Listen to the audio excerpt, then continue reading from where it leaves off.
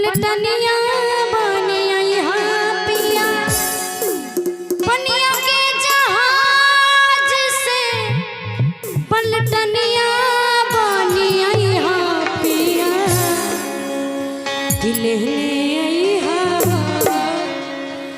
ले ये गीत दुल्हा सरकार के लिए क्या लेके आएंगे कि ले ले आई हाँ पिया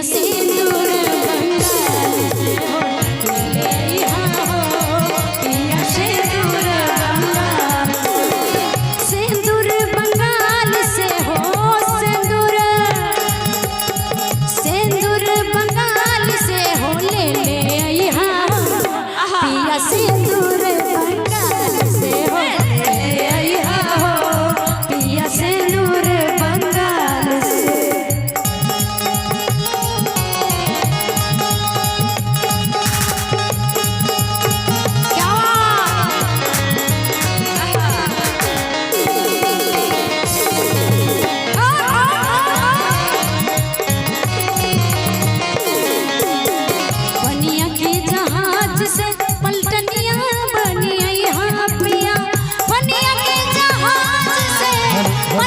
hello hello hello hello hello ले ले आई हेलो कि ले ले आई हेलो पिया टीका राजस्थान से हो